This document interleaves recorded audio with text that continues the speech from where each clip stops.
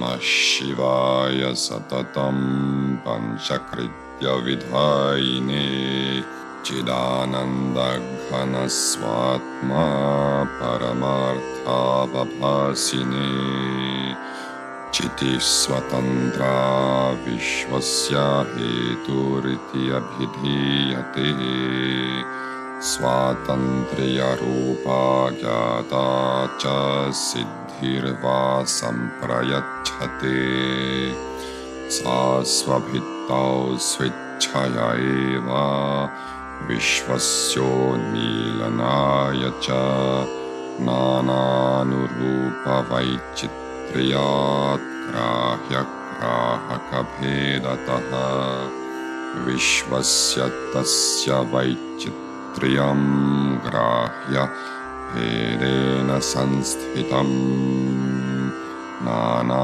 Vaichitriya Yogena Chottama Dhamasankhya Chiti Sankuchana Chittam Chetanopi Maheshwaraha Vatadhanika Vattatra Vishvarupam Chatadviduhu Chaitanyam Atmanorupam Shuddham Atyanta Nirmalam Tadeva Niyamasaktam Chittam Chiddabhidhiyate Arthonmukhataya Samvichitte Vishranti Magata Sankochahatma Pradhanatvat Chitishchittam Vidurbudhaha Maya Pramata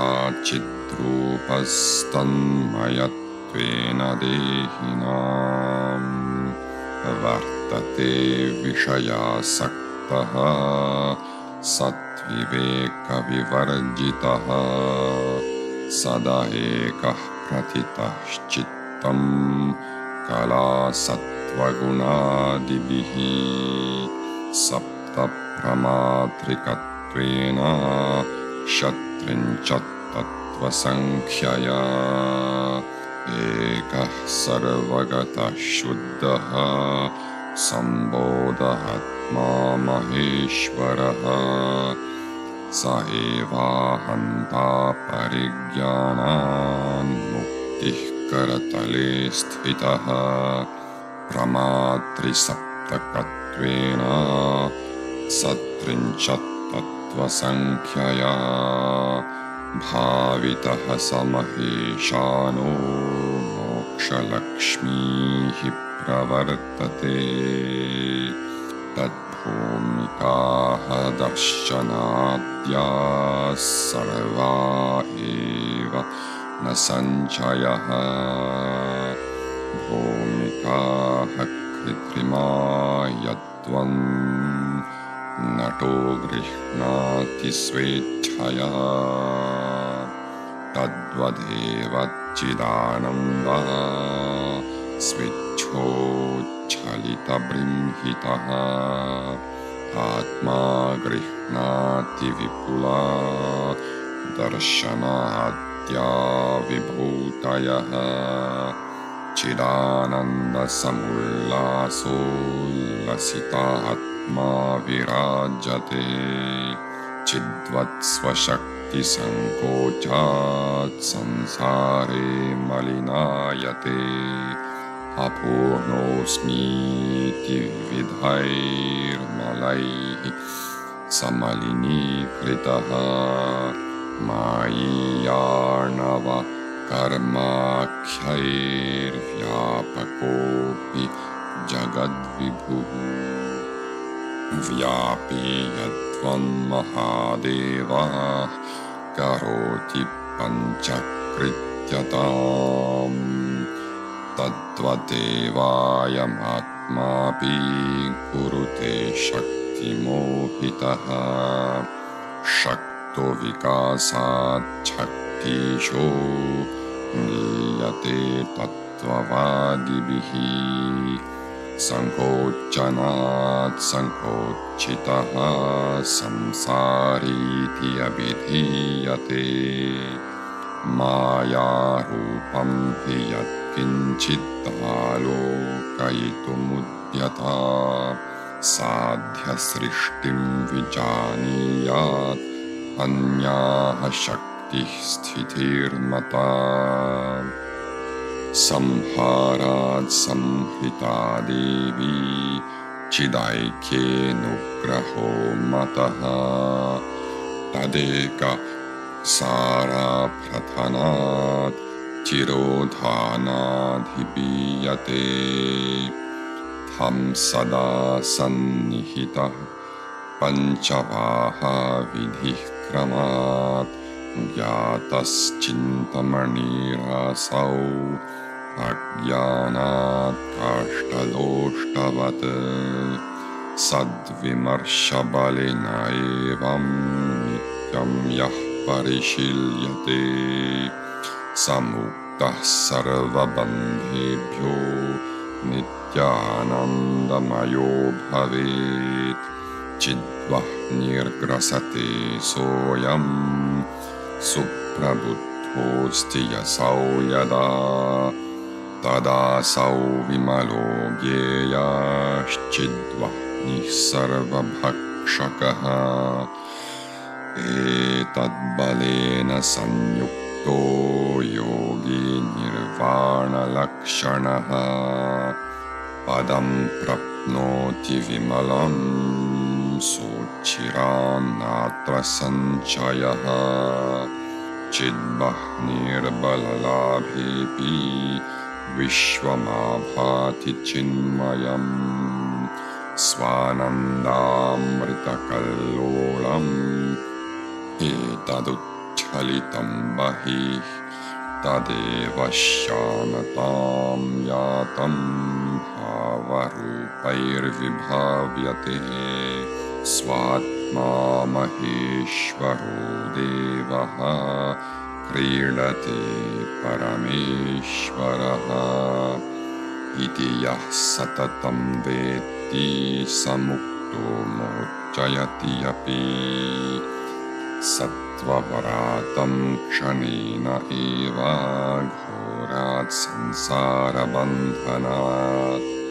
यः कश्चिदानन्दबलः सस्वरूपपदस्थितः इति यस्य समुल्लासोल्लसितोदयशालिनः तस्य स्वरूपनिष्ठस्य व्युत्थानिपि तदर्थ्यते एतत्प्रयत्नसमार्थ्यात् जनैरेवाधिगम्यते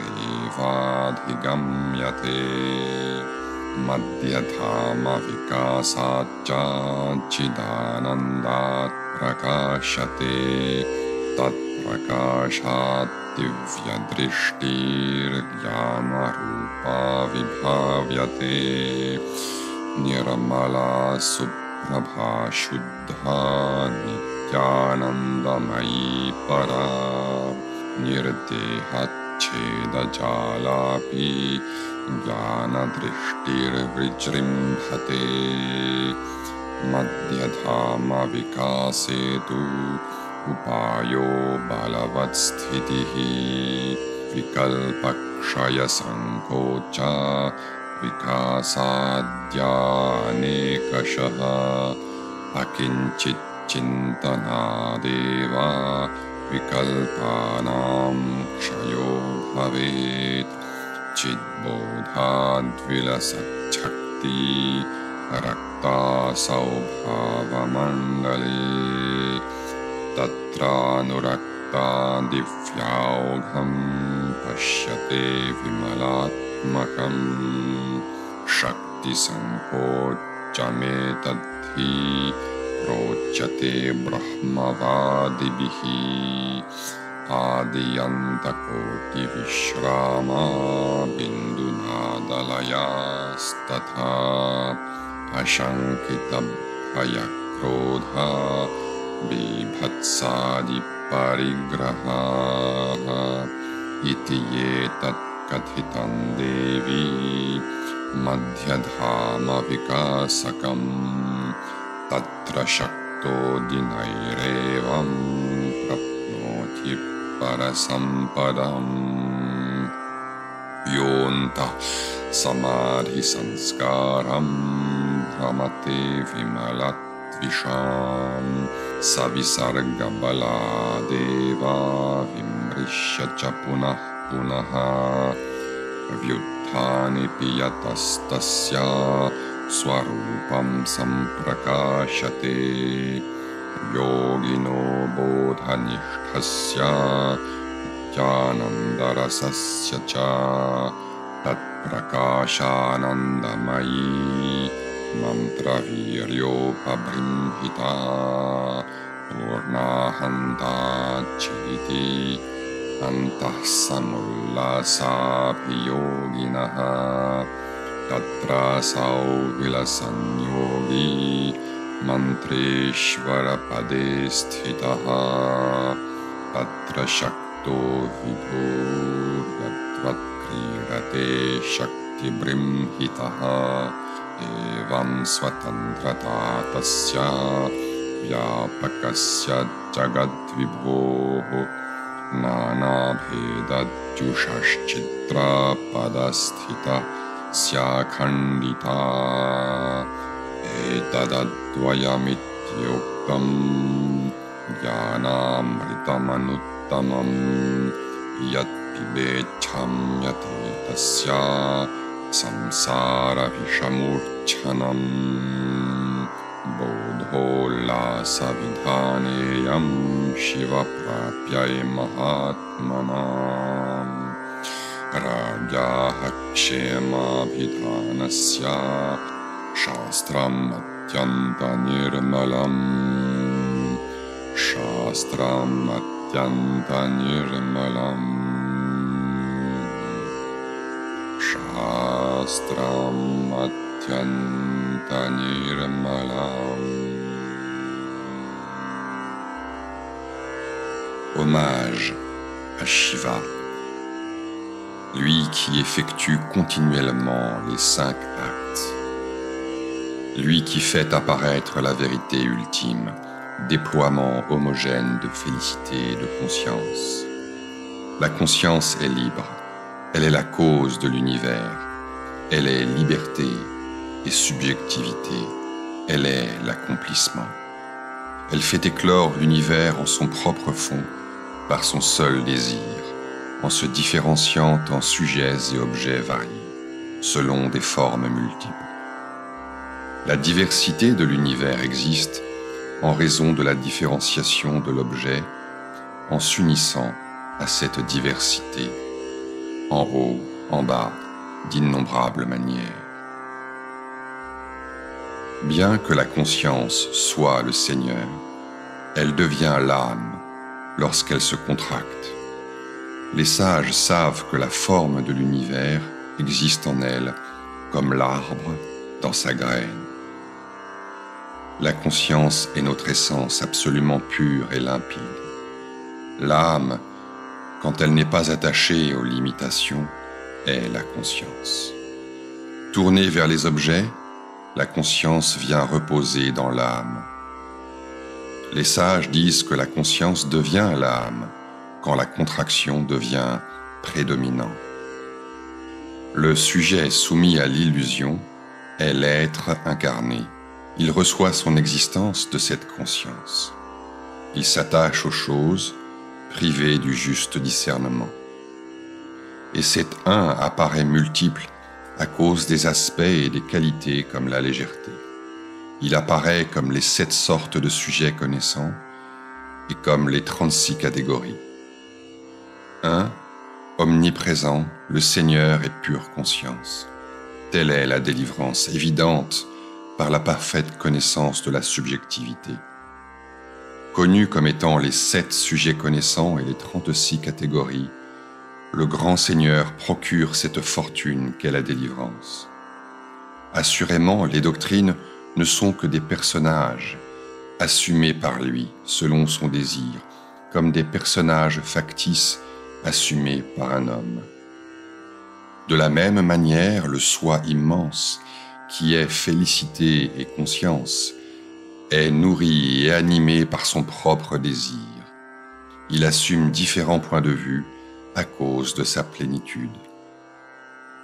Le soi se déploie dans la manifestation du divertissement, de la félicité et de la conscience.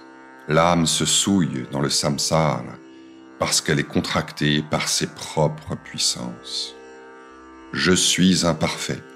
Ainsi est-elle souillée par de multiples souillures, de finitude, relatives à Maya et relatives aux conséquences des actes, alors qu'elle est le Seigneur des mondes omniprésent. De même que le Seigneur omniprésent effectue les 5 actes, de la même façon ce soi limité les effectue, mais égaré par ses propres puissances. Le Seigneur des puissances est célébré par les adeptes du principe grâce à l'épanouissement de la puissance. Le sujet transmigrant est contracté à cause de la contraction de la puissance, car, quelle que soit la forme de Maya qu'il désire voir, on doit savoir que c'est une création du soi.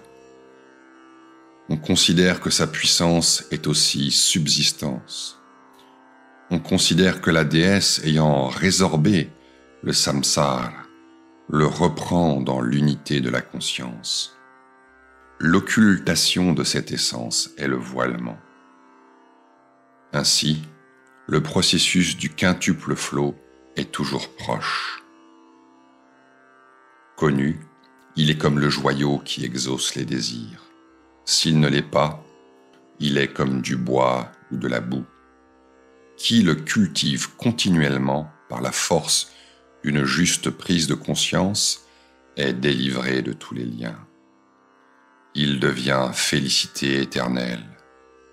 Lorsque le feu de la conscience dévorant est bien éveillé, ce feu immaculé consume tout le connaissable.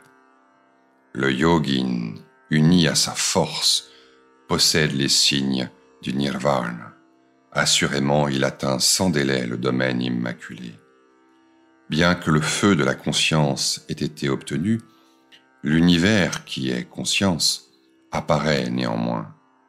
Cette manifestation de l'ambroisie de la félicité du soi se déploie à l'extérieur. Cela même, en se cristallisant, apparaît sous la forme des phénomènes. Dieu, le grand Seigneur qui est notre soi, le Seigneur suprême, se divertit. Celui qui voit cela continuellement est délivré, et en un instant il délivre la totalité des êtres des liens du samsara effroyable. Quiconque possède la force de la félicité se tient dans le domaine de sa propre essence. Ainsi, celui pour qui l'éclat de la joie est apparu, qui repose en sa propre essence, celui-là atteint cet état même après le samadhi. En raison de l'efficience de sa persévérance, il est recherché par les gens. La félicité de la conscience apparaît par l'épanouissement du domaine du centre. Quand elle apparaît, la vision divine en forme de connaissance apparaît. Immaculée, lumineuse, pure, félicité éternelle, suprême, sans même avoir tranché le filet du corps, la vision qui est connaissance se déploie. La puissante méthode pour épanouir le centre est multiple. Anéantissement des concepts et des doutes, épanouissement, contraction, et ainsi de suite. C'est en ne pensant à rien que les doutes seront anéantis. Quand la conscience s'éveille, la puissance en train d'apparaître s'éprend du royaume des phénomènes. La puissance étant éprise de, on voit le flot divin immaculé. C'est cette contraction de la puissance qui est enseignée par les partisans d'un Brahman passif.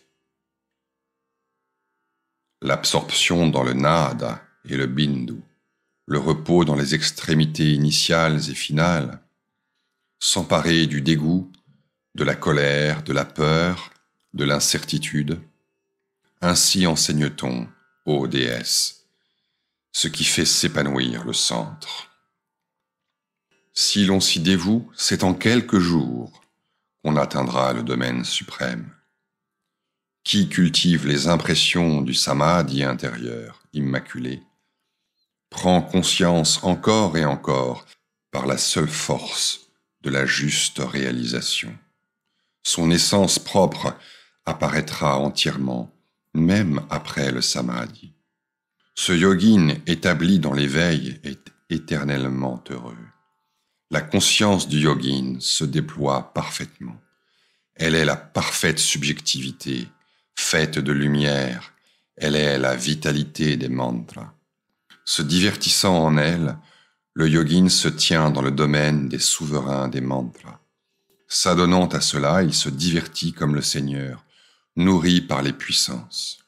Ainsi, la liberté du Seigneur des mondes, omniprésent, possède de multiples aspects, existe sous des formes diverses.